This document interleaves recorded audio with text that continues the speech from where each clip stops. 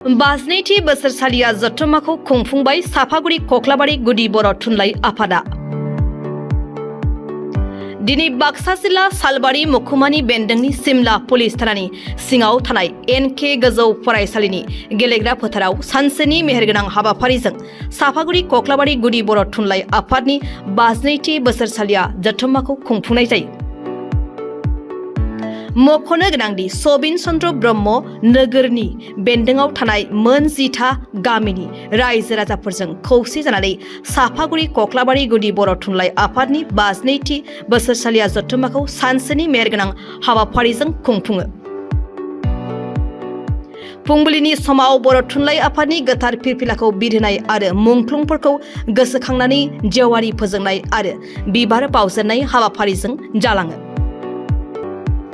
बर' थुनलाइ आफादनि गोथार फिरफिलाखौ बिरहोयो साफागुरि कख्लाबारि गुदि बर' थुनलाइ आफादनि आफादगिरि भुबनेश्वर गयारी बिथाङा आरो जेवारि फोजोंजेनगिरि आरो बिबार बावजेनगिरि महरै बाहागो लाफैनानै हाबाफारिखौ मावफुंनानै होयो साफागुरि कख्लाबारि गुदि बर' थुनलाइ आफादनि सानै लोगो आफादगिरि कालीकान्त ब्रह्म आरो तरुलता बसुमतारी बिथांमोनहा। दिनै 15 डिसेम्बर साफागुरि कख्लाबारि गुदि बर' थुनलाइ आफादनि बाजनैथि बोसोरसालिया जथुम्माखौ NK बेदबारि गोजौ फरायसालिनि गेलेग्रा फोथाराव खुंफुंनो लानाय जादों। जोंहा मिरु बर' थुनलाइ आफादनि संबिजिर बादियै मोनफ्रोमबो जिल्ला आरो गुदि बर' थुनलाइ आफादफोरा बोसोरफ्रामबो दा बोसोरारि मावथायफारि बेफोरखौ रायजो राजानो फोरमायनो थाखाय जों बोसोरफ्रामबो साफागुरि कख्लाबारि गुदि बर' थुनलाइ आफादा 1968 मायथाइनि 20 अक्ट'बराव जोनोम जानानै दिनैसिम बिब्दिनो बोसोरफ्रामबो बोसोरारि जथुम्माखौ खुंफुंबोबाय थानाय जादों आरो दिनैबो बिब्दिनो साफागुरि कख्लाबारि गुदि बर' थुनलाइ आफादनि बाजनैथि बोसोरारि जथुम्माखौ खुंफुंनो लानाय जादों। गाहायै मा हाबाफारि लादों? दिनैनि बे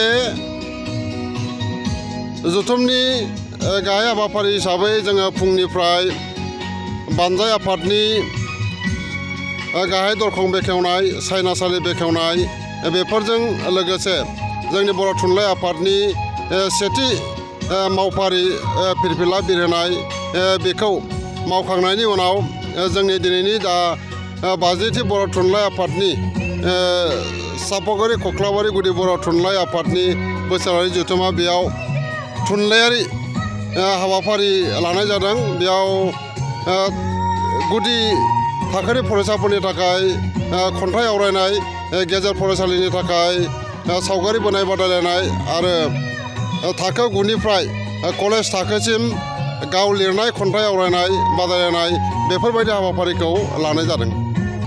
आच्छा, जोंनि नैबे सबिन चन्द्र ब्रह्म नोगोर, बे सबिन चन्द्र ब्रह्म नोगोराव जोंनि नैबे सानजोलाव थानाय राबांनि सानजोलाव थानाय 50 गामिजों साफागुरि कख्लाबारि गुदि बर' थुनलाइ आफादनि बाजनैथि बोसोरसालिया जथुम्मा बेखौ सानसेनि हाबाफारिजों गाजा गोमजाहाय नैबे सबिन चन्द्र ब्रह्म नोगोर थामहिनबा नर्थ कामरुप बेदबारिनि गेलेग्रा फोथारावहाय खुंफुंनायनि थामथिम बे हाबाफारिया सोलिगासिनो दङ। बानजायना हरनायनि गुबै थांखिया मा? बानजायना हरनायनि गुबै थांखिया बेनो, सेन्ट्रेल बर' थुनलाइ आफाद बा जिल्ला बर' थुनलाइ आफाद बिथांमोनहा थांखिना हरखानाय दङ गुदि बर' थुनलाइ आफादाव। बिथांमोनहा बोसोरफ्रोमबो जिहेथु बे बोसोरारि थुनलाइ आफादखौ खुङो, बेखायनो जोंनियाव थांखिना हरनाय बायदियै जोङो दिनै नैबे सबिन चन्द्र ब्रह्म नोगोर गेलेग्रा फोथाराव गाजा गोमजायै खुंनानै हरनायखौ जोङो लादों आरोखि।